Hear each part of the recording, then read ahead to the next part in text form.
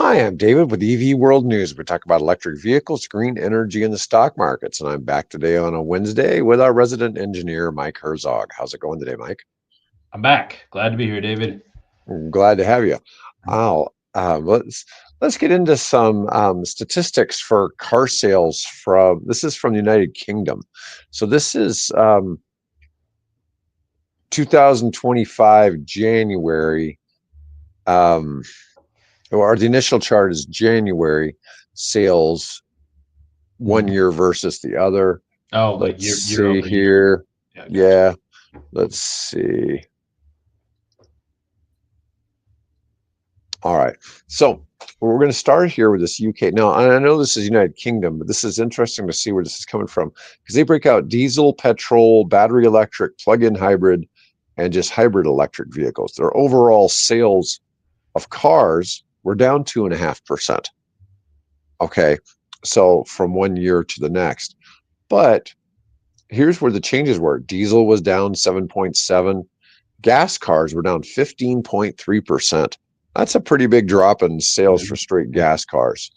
Battery electric was up 41.6%, went from 20,900 to 29,600. That's a pretty big jump. Now, this once again, this is the United Kingdom. Yeah. Okay. For those you don't know, it's also known as England, Great Britain, a whole bunch of other terms, but now it's called the United Kingdom. They keep changing the name. All right. Plug-in hybrids were up 5.5%. Now, before we went live, we were talking about a situation where like Hyundai dropped one of their plug-in hybrids here in the US, and there just aren't a lot of plug-in hybrid options. So I don't know, even if there was We talk massive about it. consumer demand, We there talk are about it not. all the time, and it's anecdotally like that's all people ask me about. Like, what's your hybrid? I maybe I'll do a plug-in hybrid, and I think we came to it's just they're harder to make, more expensive to make. I don't know. You have two propulsion mechanisms in Yeah, there. It makes it yeah, very it's just confusing. And regular hybrids in the UK were only up 2.9%. But yeah, and we understand. We're here, we generally talk about full EVs and all that, yeah. but there's starting to be lots. And the UK has like 100 options now for battery electric vehicles. Okay, there's a crazy amount because you can buy all of the Chinese brands. There's just a lot of possibilities there. Whereas in the US, we have about 40, I think. Maybe 45, something around Yeah. there.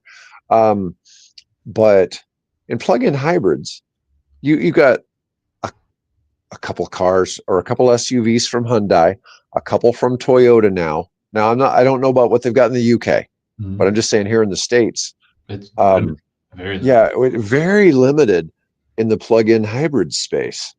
And you know, uh, it's sort of annoying because you just don't have a lot of choices. Like here in the US, you have the choice of like a Mitsubishi Outlander. I mean, you don't hear very many people saying, I think I'm going to go see what Mitsubishi's got for sale. I mean, it's not, Yeah, yeah. the No, one that just comes to mind. I've it's owned a Mitsubishi before, but um, not a destination vehicle. You're not going to go out and check the lot. yeah, You get a Mitsubishi. yeah, I think what's cool it about seems a this little is more random. the gas market share is almost below 50%, which is seems like that. I don't know if that's if they've broken that barrier before, if it's been flirting around there where Oh, it is. wow. That seems like a pretty big milestone. Yeah, Less than half 50.3%. cars, new cars are gas, traditional gas cars. Um, yeah, that's a big jump dropping 15%. Yeah. Yeah, this would be a cool one to review. Keep coming back to every couple of months and see what Well, the year to date's up to.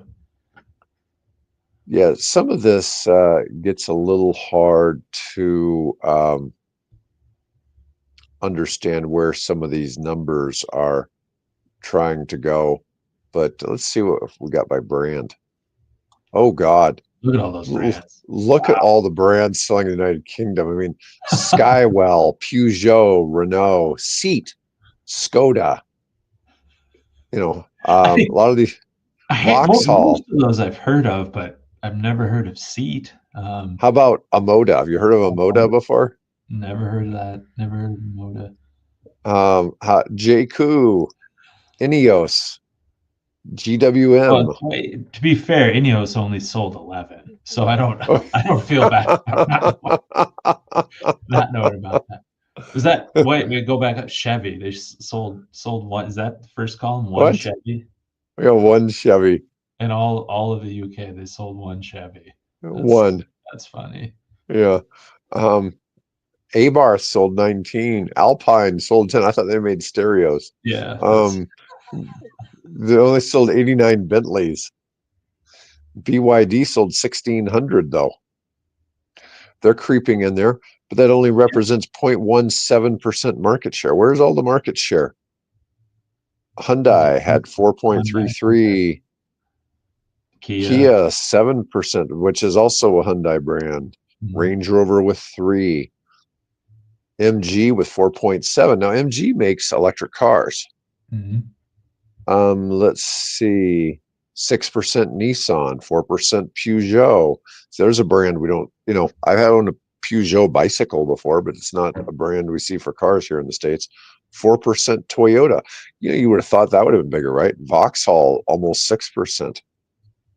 And then Volkswagen's way up. 8% Volkswagen. Really? Huh. Yeah, it's interesting to see it, but that's a lot of brands across. That was just for January. Let's see if Chevy did better for the year. I guess Chevy must have pulled out of Nah, as a so brand. this is only the year to date will match January for this, so that'll Okay, but still just the one. I think you one. can get that person on the show, find out who's the only person who bought a Who Chevy. who bought the Chevy in January of 25 in the UK? Yeah, so you just never know. Sometimes you wonder if some of these are a little misleading, or they didn't report, or you know, or what happened there. Um, I didn't notice Tesla on the list either, but Tesla doesn't technically have dealerships, Mhm. so that may be it may factor in a little different. All right, let's see what I want to talk about next. So there's this amazing deal in California on the Toyota Mirai hydrogen car. Mhm.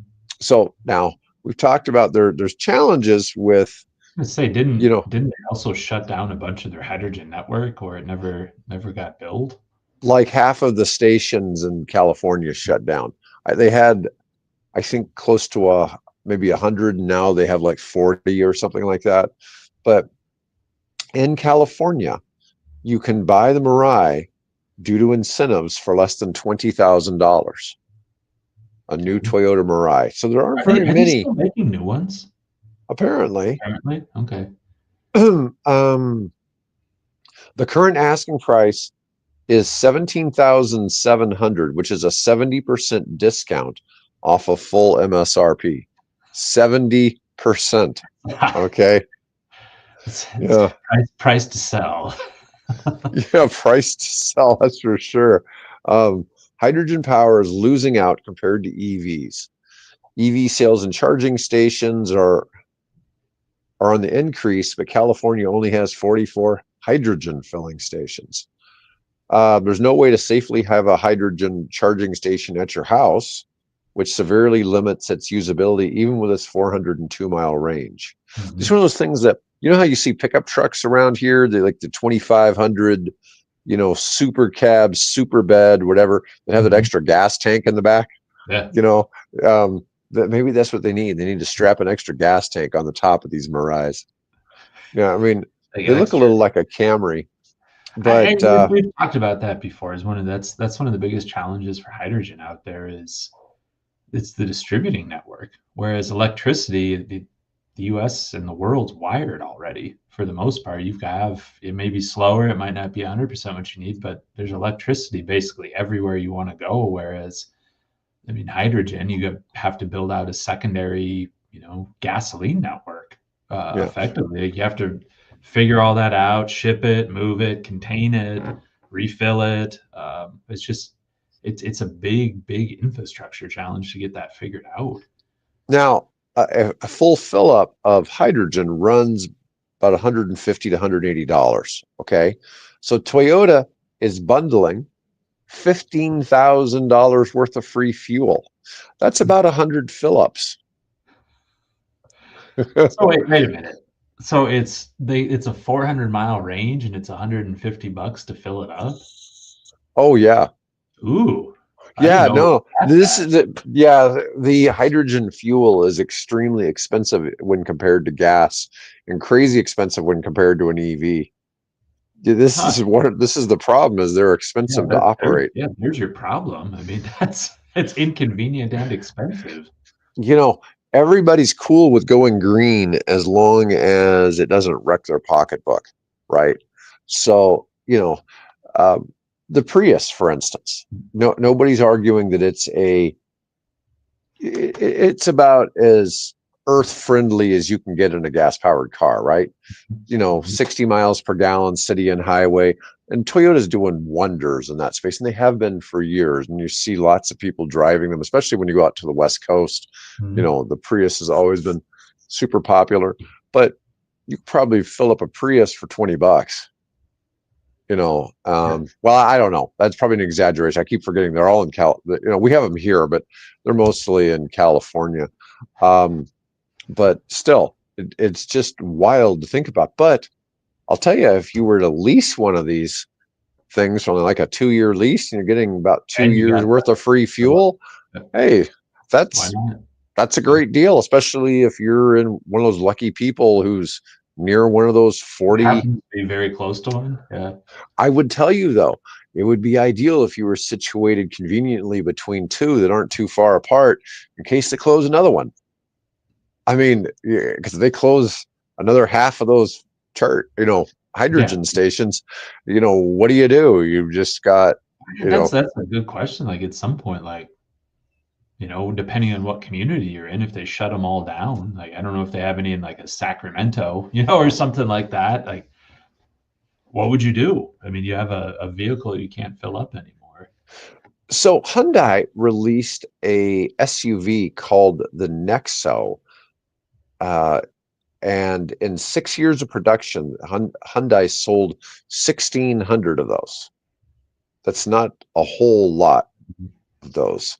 Um, Toyota sold in 23 only 2,700 of the Mirais, but in 24 they only sold 500 for the whole year. So I guess when they close half of the filling stations, Yeah, people kind of got the hint. Um, turns out. oh, in the last quarter or in the second quarter of the year last year, Toyota only sold 99 hydrogen fuel cell vehicles In the entire quarter. in the entire quarter. Ooh. Yeah. Yeah, it's the most significant decline in hydrogen cells since 2015. Yeah, I mean, I always get this thing, hydrogen's gonna be the thing, Mhm. and just like, that Ooh. was news in 2015. It's You know, I think it's gonna be in tough shape. I don't I sounds real rough. sometimes it's hard to fathom how quickly time passes, right? You think about you did something, then you start realizing it's like, oh man, that was 5 years ago. Long time ago. It's real easy for that to happen. And I think we see that a lot in our EV space because there's so many people that think like an EV is just a car that'll take you to work and back, and that's about it. They don't go any Mhm. farther than that. And, you know, they don't realize that people have been driving cross country in EVs for 10, 12 years now. Years, Things, decade. Yeah, probably a decade at yeah. this point. Yeah. And, you know, what was it? We did that. We did an article a year ago on that German guy who'd driven his Model S. He'd driven 1.2 Yeah, million something. miles. Yeah, By now, he's probably driven another couple 100,000 miles on that thing. But, easy. that's all he does is highway miles, just drives it constantly. Um, It's much less of a novelty. Yeah, even 5 years ago would be any time. Oh, I drove my EV from, here to Chicago, here to Denver, so equivalent for us, that's 300, 400 miles. It's more and more. It used to be like it was a novelty. Somebody's trying, well, I proved it. I could do it. It took me 17 hours, but I did it. Now it's people do it regularly. It's crazy. so I want to talk about a real deal on an EV. So Real. a real deal. So a YouTuber bought the world's cheapest electric car from China, and it's smaller than expected, like a toy. So it's the Changli. It's a cart sized electric car. Cost about So it's a $3,800. it's Yeah, not, it's just it an only old has a 30-mile range. Okay, let me see. This is pretty funny. Um, they tricked it out a little bit. They gave it some bling to, so this isn't $3,800 as shown, because I don't know what it costs to equip it with some ram's horns on the hood or the subwoofer on the roof. it's pretty But tiny. Uh, yeah, I'm sure those are some big guys. They don't look like they smaller don't look guys. no, but it's a tiny little car. Yeah, it is. I mean, and it looks even bigger because it's got the subwoofer on the roof, right? I Whoop, mean, is whoop, there. that can't be approved for U.S. highway driving, right? I mean, I don't think it could I, get up to the top speed that you. yeah, I don't know what's going on there, but let's see. The Changli EV, $3,800, and it's sold by Electric Import Motors. Has enough battery capacity for 30-mile range, but taking around 3 hours from 0 to 100%. So it's definitely missing some of the perks of a higher end EV, but it looks similar to a golf cart. Has a top speed of 28. No, Yeah. Yeah, it weighs just 600 pounds, and four of the guys lifted off the ground without any trouble. So 600 pounds. Yeah, let's see. Here's another. I mean it's probably pretty fun to drive. I mean, it's like a little golf cart. Maybe just little toot around, get through the neighborhood. Yeah, I was going to say the three men take it to pick up some Taco Bell and then headed downtown to test its practicality.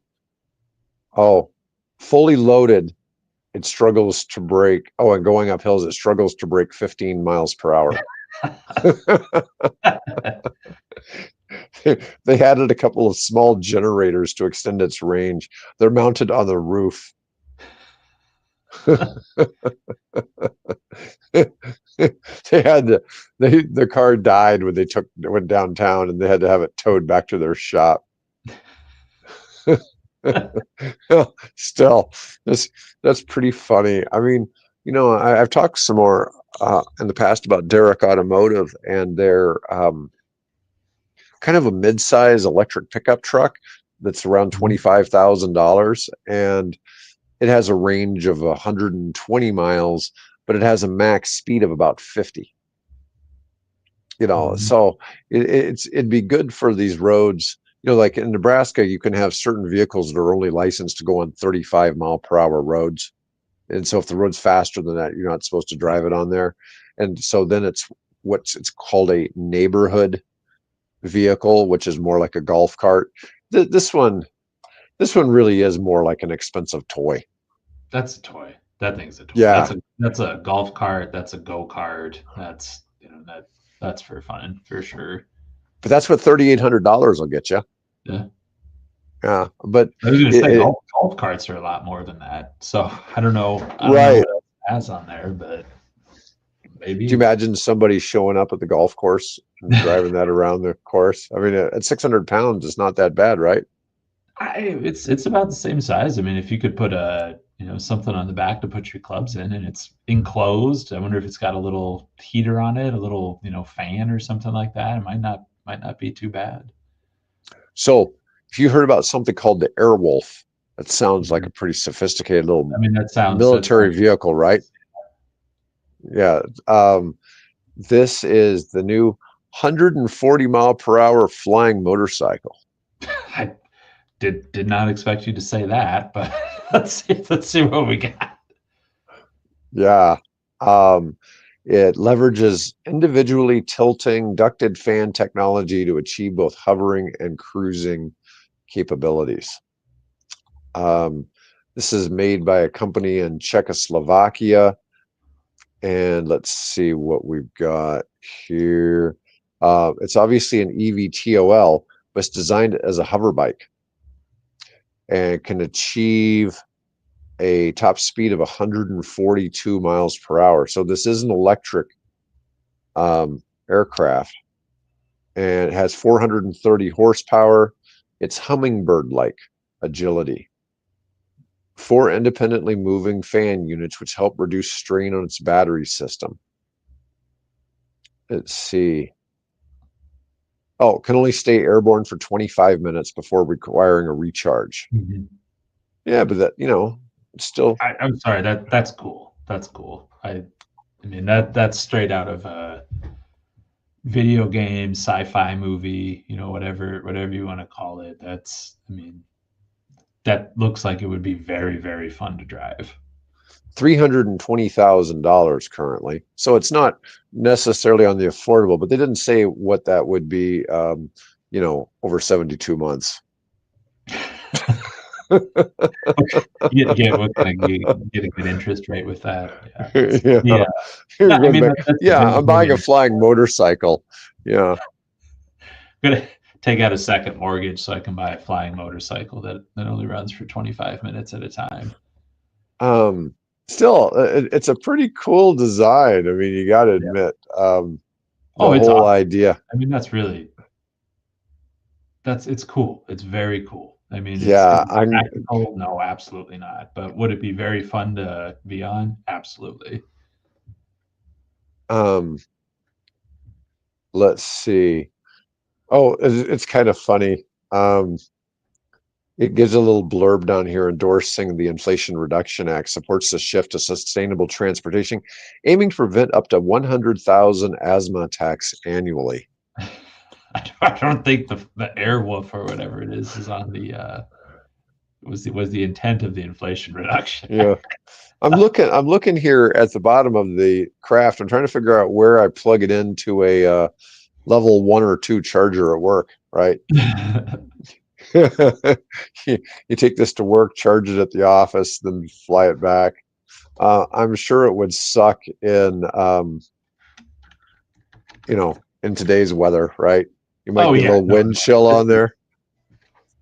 This is 100% this is a billionaire toy novelty at this point. But I love that it's out there in the world. I love that it actually works. And this is a 140 mile per hour flying motorcycle. Somebody else has an ultralight EVTOL that can reach speeds of 63 miles per hour and fly at an altitude of 1,500 feet. Doesn't require a pilot's license. Oh God. I'm not sure how that's going to work out, right?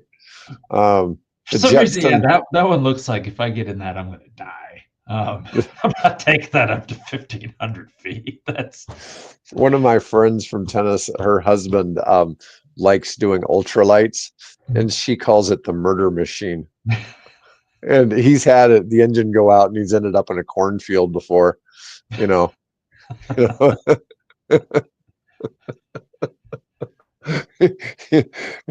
well, that's so funny. She calls it the murder machine, like it's gonna kill him.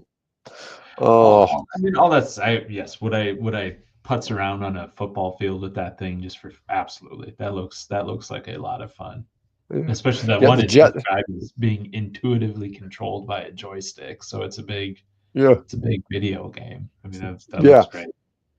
Yeah, well, this is the Jetson 1. It can fly for 20 minutes on a single charge, making it ideal for short trips. Well, you can't do long trips, so I don't know. It's geared toward making personal flight accessible to more people, aiming to democratize air travel by 2024. That's usually something you would say if you were selling it for crypto. And there was a crypto coin called the Jetson, and by buying that, you were funding people flying around on this. That would be democratizing. There's a couple others out there. Cruise Up has one that has top speed of 150 kilometers and a range of 100 kilometers. That's actually fairly long. I mean, that's 60 miles. Another one, Air One, an all-electric 2-seater EVTOL.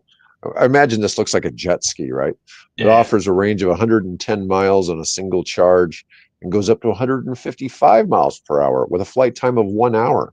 well, that's That's pretty getting a slick. little more reasonable. Oh yeah, that's a little more. Okay, yeah, that That looks looks a little more like an aircraft, and yeah. you could fly that kind of all. Well, I say all weather. I mean, you probably still wouldn't fly it in bad weather, although they're showing it over something, snowy terrain Yeah, there. to show it over the Mount Everest. Yeah.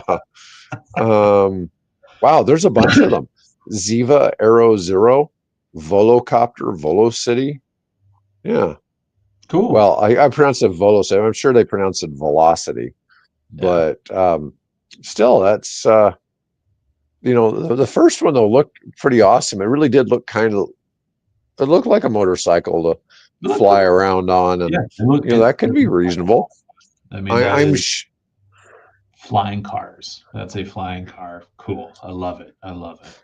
I mean, but honestly, a Lucid should cost about $400,000. What the cost it's cost them to make it, they're Mhm. saying $320,000. They're probably trying to sell it for enough to actually cover what it cost. Mhm. You know what I mean? They're probably not trying Yeah, to yeah. sell it at a loss. You know, so unlike Lucid, it's a little trying to Yeah. get some I cars just out can't there. imagine some of those where you don't need a pilot's license. God, like around here, you need a pilot's license to have a commercial drone, let alone a Yeah, flying motorcycle that goes yeah, 150 miles an hour. yeah. That's Well, most of what we've seen for EVTOLs show that they require a pilot's license. mhm. So for one to show it doesn't, I'm just like, oh God, this is gonna get to be a problem fast, right? It's But got, yeah, no, that you can't. There's no future where those things can be unregulated and just people zipping around above, a second highway above everybody else in the air. Like oof. you're gonna see people buying them for their 12-year-olds to go back and forth to school, because they don't need a license. Yeah, we don't need a can't get a license for a car, so we're gonna give them a license to a A super flying motorcycle. Yeah. So, anyways, yeah, you just never know what things are going to come out there. All right, I'm gonna give a little plug to all the car sales companies. So here's a list of EVs and plug-in hybrids that currently have 0% financing in February of 2025. I thought Cool. this might be interesting because cars out there with some incentives. And one of the surprising ones is the Acura ZDX. Now, this isn't a vehicle we've ever talked about on the show. Never. So, and like the Honda Prologue, it's also built on the GM Ultium platform. So it really is a GM being I sold mean, by that makes Acura. sense if it's Acura and Honda together, but Yeah. So apparently they've got a 0% 72 months on one of these, the crossover. Don't know what the price is. I'm sure it's high. Let me see. All of Chevy EVs are currently eligible. The Chevy website is showing zero interest for 60 months on three of its Ultium-based EVs, the Silverado. And the Silverado, depending on how it's spec'd, may be eligible for Class 3 incentives of up to $30,000 in some markets. By ooh, some markets, I'm sure we're talking California, Colorado, maybe Oregon, Washington, and capable enough to tow whatever horse, boat, or RV you put behind it. Let's see here. Um, the the Chevy Blazer and Equinox both are in there. Um, let me see. And you can get the Equinox after the tax credit for 27.5 and then get zero interest on it. that's not bad. I'd imagine that's got to be kicking butt. I mean, that Yeah, seems like a that's a pretty good. really good deal. Not a huge fan, but if you're looking for an economical vehicle, 6 years, 27.5, you're talking probably, well, depending, on how you factor taxes and everything, you're probably talking a $500 payment. Yeah. Not crazy. Um, Here's another one I'm not familiar with, the Dodge Hornet. One of the slowest selling cars in North America. What a read in. Like, Yeah, don't, yeah. don't oversell it. The Stellantis developed Dodge Hornet. Oh, it's a plug-in hybrid. They call it the EAWD. I guess it's for electric all-wheel drive, but plug-in hybrid. Could offer specs that could make a compelling case for die-hard Dodge fans who are curious about EVs. 30 miles of all-electric range and a 0 to 60 speed that'll seem quick to gas-powered car drivers. Yeah, and they're offering 0% for 72 months.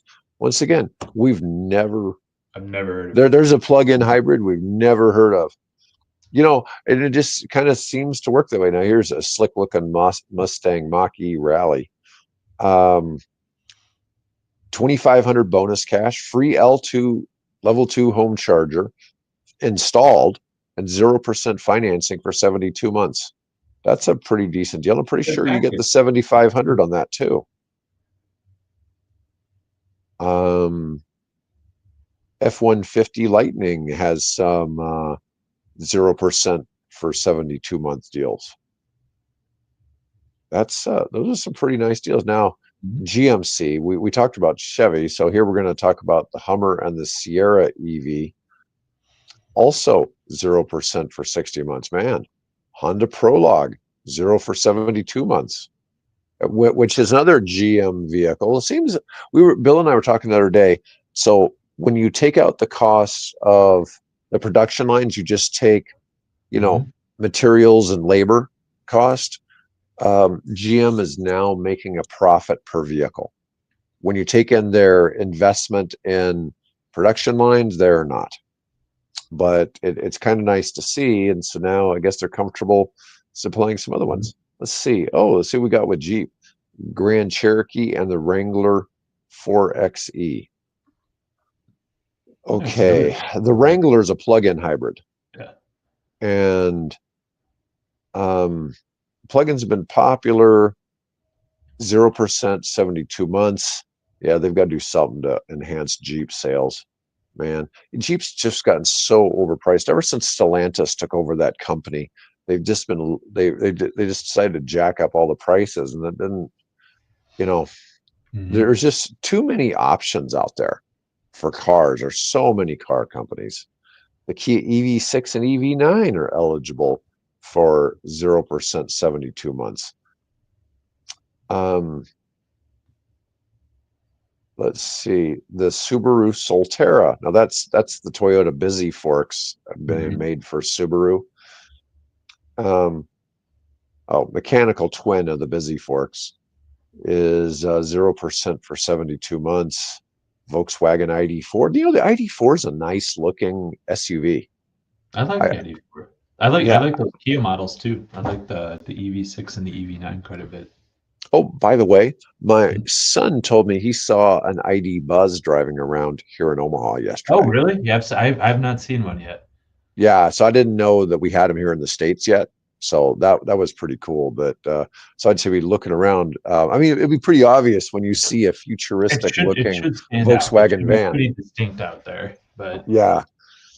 I mean, you see the ID4, a 0% 72-month deal.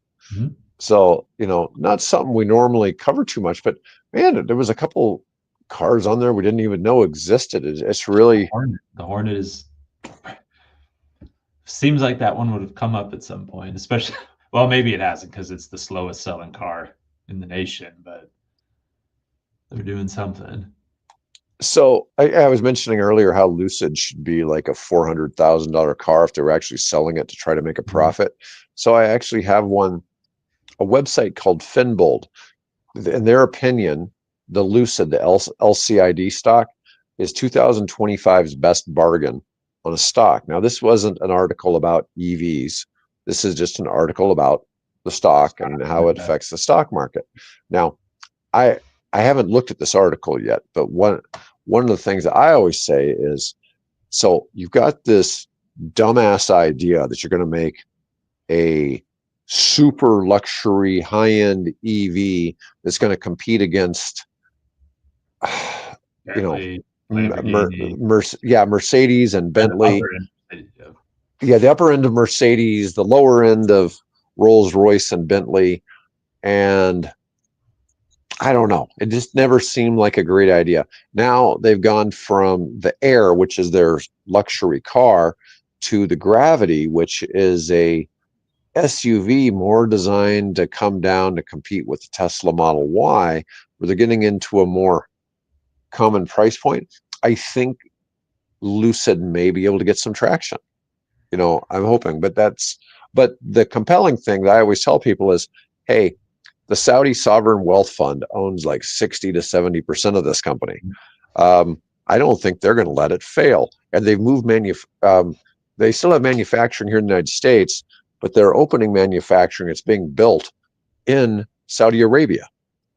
So as their first car manufacturing company in Saudi Arabia, they're not going to let that fail. So I think you've got at least 5 years of safety in that company before they would, start doing manufacturing and then just say, screw it, this isn't working. And I don't think that's going to happen either way.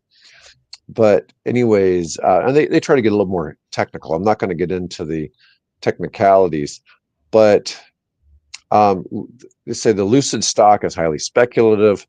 Several factors potentially make it an investment opportunity for those banking on future growth. They show signs of turning things around after reporting impressive delivery and production numbers. I did a video on this a couple of weeks ago, and somebody was saying, yeah, by the year 3000, they ought to have some decent numbers. But, which I thought was pretty funny, but, it's just that there's more and more going on. They keep hitting record delivery numbers, and they sold 9,000 units and delivered 10,000 units in 2024. And of that, in the second half, they delivered about 6,400 units. So they picked up significantly in the second half. It's a 71% increase in deliveries over the year before. Okay, so that's some good, John. When they go into the same thing, they talk about there's no risk of bankruptcy because they're owned by the Saudis. You've heard me talk about how the U.S. needs a sovereign wealth fund. I don't know if you saw it in the news, but all of a sudden now Trump is talking about how the U.S. needs a sovereign wealth fund.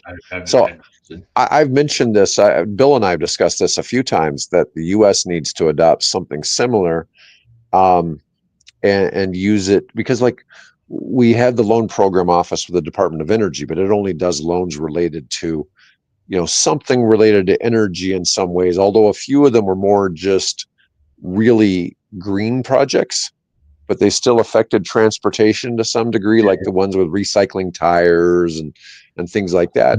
But you could support a lot of other industries. Let's say you supported the steelmaking industry, or, cell phone manufacturing, chip manufacturing, all of that. I mean, a lot of that could be heavily supported by the U.S. government.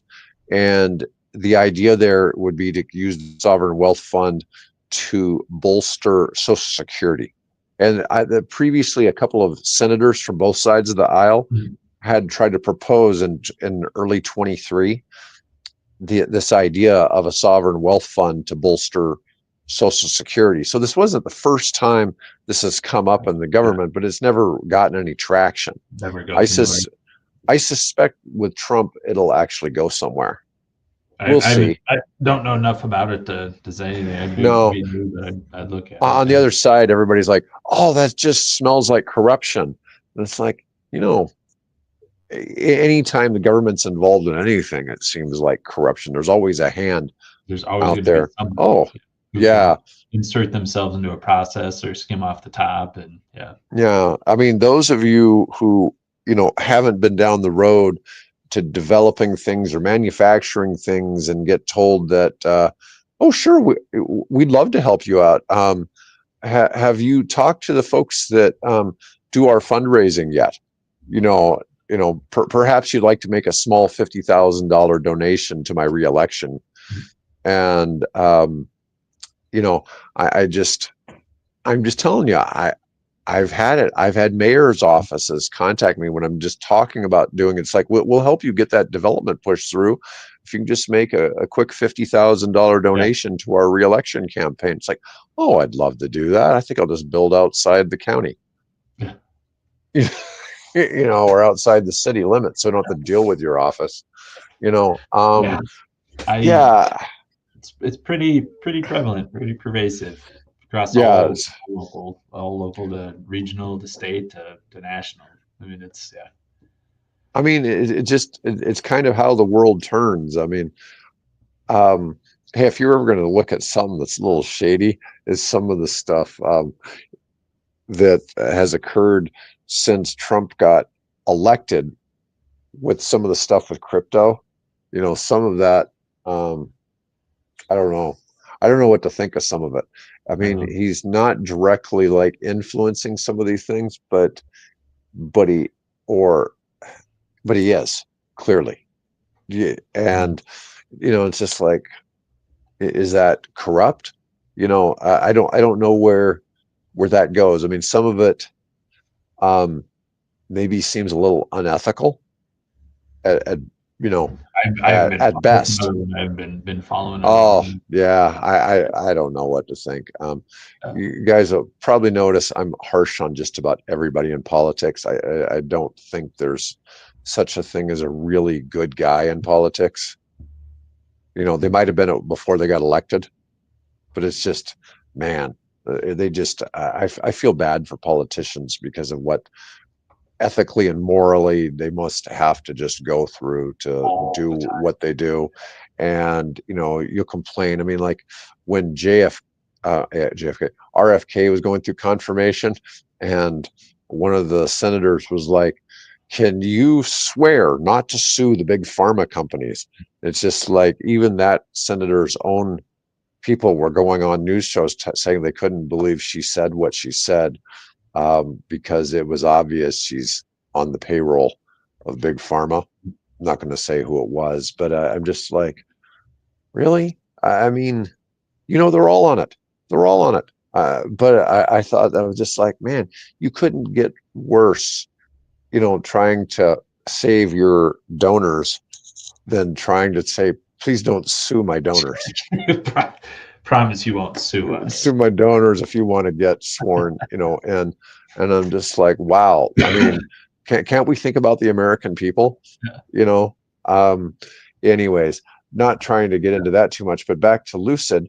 Um, Lucid, and this is one we've talked about when I've had Adib on here a few times on the Friday show, which we haven't done for a while. Adib's been traveling a lot. He's had a lot of other obligations. He has a manufacturing business that's opening up, and he's just been really distracted with that over coming on my show, which I just don't see the infatuation with his manufacturing business. He just let that slide. He needs to get on to EV World News and talk about EV stocks. But anyways, yeah, there's just a lot of things going on. And despite, if it was some ordinary company that wasn't backed by the Saudi royal family, Oh, they'd be in I'd, the same boat as everybody else. Like, yeah, what are you doing? The countdown's on. You're not going to make it. yeah. So most people don't know this, but there's a bunch of families that are actually wealthier than Musk. Okay, so while Musk is the wealthiest person in the world, the Saudi royal family is wealthier than he is. Okay, I wouldn't be that surprised if the Waltons I was going to say family the was Waltons are the other one. wealthier than he is. If you combine them all, but there's like 8 of them There's a lot of that them. have all the money. Keep spreading and There's a bunch of them that have yeah. it. But there's even at one time Putin was probably wealthier, and there's a guy out of Hong Kong or a family out of Hong Kong. There's a couple of them out there, and it's interesting to see. I suspect the Rothschilds are still probably wealthier, but that wealth's probably spread across 100 Well, people. that's what happens. It's as somebody amasses all the wealth and then it gets spread out and keeps going through. Like that was actually a big deal with the Vanderbilts, like the Vanderbilt family way back when the original Commodore said like, whatever you do, pass the fortune on to one person because like the power is in the strength of the fortune. And they did it twice and then they spread it out and now there's It's not a lot gone. of big Vanderbilts anymore. I mean, it's still Yeah. very wealthy, but it's not the same same power it was at one time. So I've gotten to meet the family member of the DuPont family that manages the money for 130 something DuPont family members. So they Wow. sold the chemical company, right? Mhm. But it's I think their family fund has about $50 billion in it. Jeez. Okay. But it supports, and it may be far more than that. But it supports a lot of damn family members, but they'll never have to work, Never have to worry kind of about it. thing. But it's interesting kind of to see they've managed to centralize it, the money, and let all of the family members reap the benefits. And it's interesting kind of to see how It's some of that yeah, is I'm handled. surprised at that that's the model, but it makes sense because you have so much more power when it's in one lump sum. And it's yeah, we can really drive and hammer things down when it's in a big pile rather than spread out everywhere. All right. Well, folks, I want to thank everybody for watching today. That's all we've got to cover. And Mike will be back with me next week, I think. I think And Bill will be back with me tomorrow. Anyways, folks, we're going to go ahead and cut it. And thanks again for watching.